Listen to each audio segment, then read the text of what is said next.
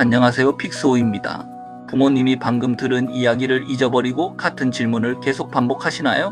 물건을 어디에 두었는지 자주 잊거나 공과금을 2번 내고 약을 먹었는지 기억하지 못하는 일이 늘어나고 있지는 않으신가요? 나이가 들면 누구나 기억력이 조금씩 떨어질 수 있어요. 하지만 최근에 있었던 일 자체를 기억하지 못하고 같은 질문을 반복하거나 평소 잘하던 금전 관리와 요리, 길 찾기가 어려워진다면 단순한 건망증으로만 넘기지 않는 것이 좋아요. 치매에서 중요한 기준은 단순히 무언가를 잊어버리는지가 아니에요. 기억력과 판단력, 언어 능력의 변화가 이전과 비교해 뚜렷하고 일상생활에 영향을 주는지를 함께 봐야 해요. 또 한 가지 꼭 기억해야 할 점이 있어요. 몇 달이나 몇 년에 걸쳐 서서히 진행된 것이 아니라 몇 시간 또는 하루 사이에 갑자기 가족을 알아보지 못하고 말이 어눌해졌다면 치매가 심해진 것이라고 기다리면 안 돼요. 뇌졸중이나 감염, 약물 부작용, 급성 선망처럼 빠른 확인이 필요한 다른 원인일 수 있어요. 오늘은 정상적인 건망증과 치매 초기 증상의 차이, 집에서 확인할 수 있는 변화, 치매 검사 과정과 현재 사용되는 치료, 그리고 가족이 꼭 알아야 할 응급신호까지 자세히 정리해 볼게요. 치매란 무엇일까요? 치매는 하나의 특정 질병 이름이라기보다 기억력과 언어 능력, 판단력, 문제 해결 능력 같은 인지 기능이 저하돼 일상생활을 독립적으로 수행하기 어려워지는 상태를 말해요. 알츠하이머병이 치매의 대표적인 원인이지만 뇌혈관 질환으로 생기는 혈관성 치매, 루이소체 치매, 전두축 두엽 치매 등 원인은 다양해요. 치매는 나이가 들면 누구나 겪는 정상적인 노화 현상이 아니에요. 건망증과 치매는 어떻게 다를까요? 정상적인 건망증에서는 약속이나 사람 이름이 바로 떠오르지 않더라도 시간이 지나면 다시 생각나는 경우가 많아요. 물건을 어디에 두었는지 잊어도 이동 경로를 되짚어보며 찾을 수 있고요. 반면 치매 초기에는 약속의 세부 내용이 아니라 약속했다는 사실 자체를 기억하지 못할 수 있어요. 가족이 이미 설명해준 내용을 처음 듣는 것처럼 다시 묻거나 같은 이야기를 여러 번 반복할 수 있어요. 정상적인 노화에서는 일상생활을 대체로 독립적으로 유지하지만 치매에서는 돈 관리와 약 복용, 장보기, 요리, 전화 사용 같은 익숙한 활동에서 실수가 늘어날 수 있어요. 가장 중요한 구분 기준은 기억력 저하가 실제 생활에 얼마나 영향을 주는지예요. 첫 번째 초기 신호는 최근 기억의 저하예요. 치매 초기에는 오래전 일보다 최근에 있었던 일을 먼저 기억하기 어려워지는 경우가 있어요. 아침에 무엇을 먹었는지, 누가 다녀갔는지, 방금 무슨 이야기를 나누었는지 기억하지 못할 수 있어요. 같은 질문을 반복하거나 같은 물건을 여러 번 구입하고 약을 먹었다는 사실을 잊어 다시 복용하려는 행동도 나타날 수 있어요. 단순히 한두 번 실수한 것만으로 치매를 의심하지는 않아요. 이전에는 없던 변화가 반복되고 점점 잦아지는지를 살펴보는 것이 중요해요. 두 번째는 언어 능력의 변화예요. 대화 중 평소 잘 사용하던 단어가 떠오르지 않아 그거 있잖아 라는 표현이 많아질 수 있어요. 말하려던 내용을 중간에 잊거나 같은 문장을 반복하고 상대방의 긴 설명을 따라가기 어려워질 수도 있어요. 초기 알츠하이머병에서는 기억력 문제뿐 아니라 적절한 단어를 찾는 능력, 공간을 파악하는 능력, 추론과 판단력이 함께 저하될 수 있어요. 세 번째는 판단력과 금전 관리의 변화예요. 평소 꼼꼼하게 공과금과 통장을 관리하던 사람이 납부일을 자주 놓치거나 같은 금액을 여러 번 송금할 수 있어요. 계산이 어려워지고 필요하지 않은 물건을 반복해서 구입하거나 전화금융 사기와 허위 광고를 판단하는 능력이 떨어질 수도 있어요.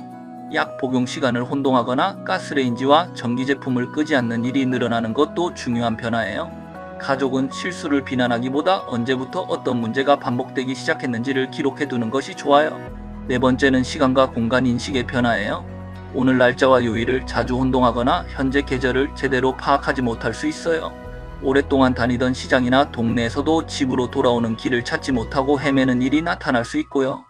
외출 후 길을 잃은 적이 있다면 혼자 이동하는 것이 안전한지 점검하고 연락처가 적힌 인식표나 위치 확인 방법을 미리 준비하는 것이 필요할 수 있어요. 다섯 번째는 성격과 행동의 변화예요. 치매 초기에는 기억력보다 성격이나 행동 변화가 먼저 눈에 띄는 경우도 있어요. 평소 온화하던 사람이 갑자기 예민해지거나 가족이 물건을 훔쳤다고 의심할 수 있어요. 사람들과 만나는 것을 피하고 이전에 즐기던 활동에 관심이 줄어들거나 무기력하고 우울한 모습이 나타나기도 해요. 충동적인 행동과 공감 능력 저하, 균형과 움직임 문제도 치매 유형에 따라 나타날 수 있어요. 다만 우울증과 불면, 청력 저하가 있는 고령자도 집중력과 기억력이 떨어져 보일 수 있어요. 성격이 변했다는 이유만으로 치매라고 단정하지 말고 신체 상태와 복용약, 수면과 기분 상태를 함께 확인해야 해요. 여섯 번째는 익숙한 일상생활의 어려움이에요. 오랫동안 해오던 요리 순서를 잊거나 세탁기와 리모컨 사용이 갑자기 어려워질 수 있어요. 옷을 계절에 맞지 않게 입거나 세수와 목욕, 양치 같은 개인위생 관리가 소홀해질 수도 있어요. 초기에는 기본적인 식사와 옷 입기는 가능하지만 장복이나 은행 업무, 교통수단 이용처럼 복잡한 활동부터 어려워지는 경우가 많아요. 인지기능 저하가 있더라도 일상생활을 독립적으로 유지할 수 있다면 경도인지장애 단계일 수 있어요. 경도인지장애가 있는 사람이 모두 치매로 진행되는 것은 아니므로 정확한 평가와 추적 관찰이 중요해요. 집에서 치매 테스트를 해도 될까요? 인터넷에 있는 치매 자가진단이나 기억력 검사는 자신의 상태를 돌아보는 참고 자료로 활용할 수 있어요. 하지만 점수만으로 치매를 진단하거나 정상이라고 확정하면 안 돼요. MMSE와 MOCA 같은 검사도 기억력과 언어 능력, 주의력, 시간과 장소 인식 등을 평가하는 선별검사예요. 학력과 언어, 청력과 시력, 우울감, 검사 당시 컨디션에 따라 결과가 달라질 수 있어요. 검사 점수가 정상 범위여도 가족이 보기에 일상생활의 변화가 뚜렷하다면 추가 검사가 필요할 수 있고요. 점수가 낮아도 수면 부족과 우울증, 약물 부작용처럼 치료 가능한 원인이 영향을 주었을 수 있어요. 검사는 점수 하나보다 이전 기능과 현재 생활 변화를 함께 해석해야 해요. 병원에서는 어떤 검사를 받을까요? 먼저 본인과 가족에게 언제부터 어떤 변화가 나타났는지 확인해요. 본인은 증상을 정확히 인식하지 못할 수 있기 때문에 함께 생활하는 가족의 설명이 중요할 수 있어요. 현재 복용 중인 약과 음주 습관, 수면 상태, 우울감, 청력과 시력 문제, 뇌졸중과 가족력도 확인해요. 이후 인지기능 선별검사와 보다 자세한 신경심리검사를 시행할 수 있어요. 혈액검사로 갑상선 기능과 비타민 결핍, 대사 이상 등 인지기능에 영향을 줄 수 있는 원인을 확인할 수 있고요. CT나 MRI 같은 뇌 영상검사로 뇌졸중, 뇌종양과 구조적인 이상을 확인하거나 다른 원인을 배제할 수 있어요. 알츠하이머병이 의심되는 일부 환자에게는 아밀로이드 PET 뇌척수액 검사, 혈액 바이오마커 같은 검사가 추가로 고려될 수 있어요. 단일 검사 하나로 모든 치매를 진단하는 것이 아니라 증상과 인지검사, 신체검사, 혈액검사와 영상검사를 종합해 판단해요. 치매 안심센터에서는 무엇을 받을 수 있을까요?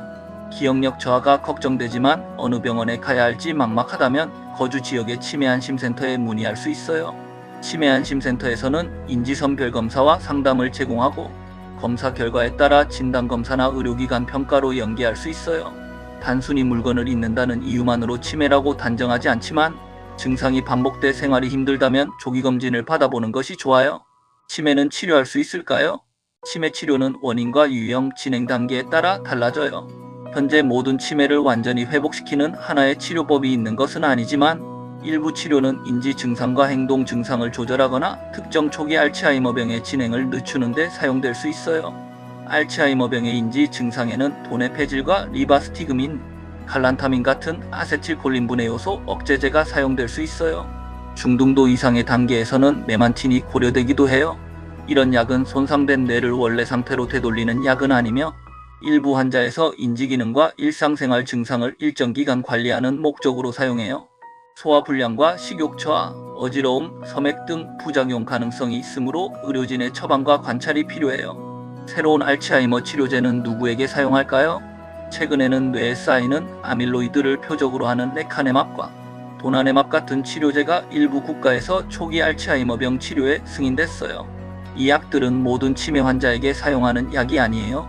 경도인지장애 또는 경증 치매 단계이면서 검사로 알츠하이머병과 아밀로이드 축적이 확인된 일부 환자에게 고려돼요. 치료 중에는 내부종이나 미세출혈을 포함한 아밀로이드 관련 영상 이상이 발생할 수 있어 MRI 관찰이 필요해요. 항응고제 복용 여부와 유전적 위험, 기존 뇌출혈 소견 등을 의료진이 종합적으로 평가해야 해요. 최근 FDA는 레카네맙 치료 환자에게 더 이른 시기에 추가 MRI 확인을 권고했어요. 따라서 새로운 치료제가 나왔다고 해서 검사 없이 미리 맞거나 모든 환자가 치료 대상이 되는 것은 아니에요. 사용 가능 여부와 비용, 국내 허가와 급여 기준은 진료 시점에 의료기관에서 확인해야 해요. 비약물 관리는 어떻게 할까요? 첫 번째는 규칙적인 신체 활동이에요. 걷기와 가벼운 근력 운동은 심혈관 건강과 균형 유지, 수면과 기분 관리에 도움이 될 수 있어요. 낙상 위험과 관절 상태를 고려해 무리하지 않는 범위에서 꾸준히 하는 것이 좋아요.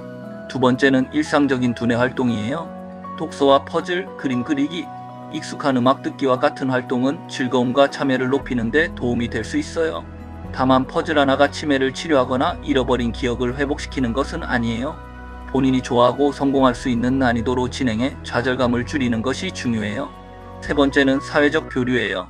가족과 대화하고 익숙한 사람과 정기적으로 만나는 것은 고립과 우울감을 줄이는 데 도움이 될 수 있어요. 많은 사람이 한꺼번에 모이는 복잡한 환경이 부담스럽다면 소수의 익숙한 사람과 짧게 만나는 방식이 좋아요. 네 번째는 혈관 위험 요인 관리예요. 고혈압과 당뇨병, 이상지질 혈증, 흡연은 뇌혈관 건강에 영향을 줄 수 있어요. 처방약을 꾸준히 복용하고 정기적으로 혈압과 혈당을 확인하는 것이 중요해요. 다섯 번째는 청력과 수면 관리예요. 잘 듣지 못하면 대화 참여가 줄고 인지검사 결과에도 영향을 줄 수 있어요. 보청기를 사용 중이라면 정상적으로 작동하는지 확인하고 코골이와 수면무호흡이 의심되면 수면 문제도 평가해보세요.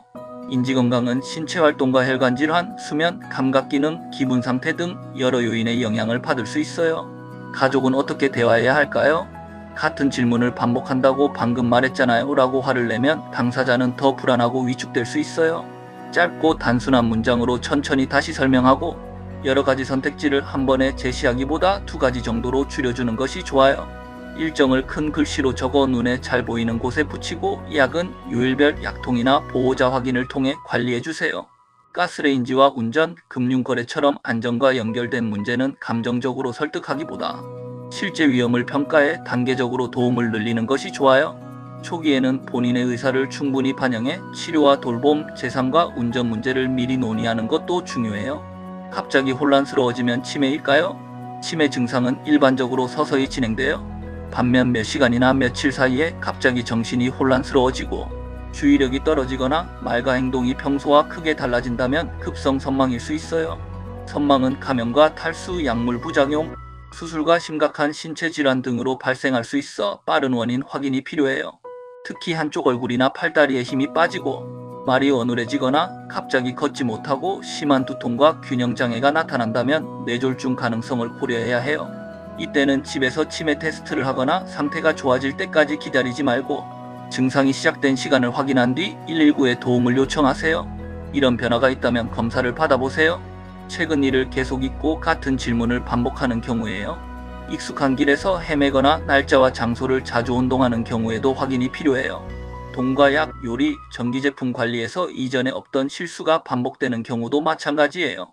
성격이 갑자기 변하거나 의심이 많아지고 즐기던 활동을 피하면서 일상생활 능력이 떨어진다면 가족이 함께 진료를 받아보는 것이 좋아요. 치매가 걱정될 때는 증상을 숨기거나 두려워하기보다 정확한 원인을 일찍 확인하는 것이 중요해요. 약물 부작용과 우울증, 갑상선 문제처럼 치료하거나 개선할 수 있는 원인이 발견될 수도 있고 치매가 확인된다면 원인과 단계에 맞는 치료와 안전계획을 더 일찍 시작할 수 있어요.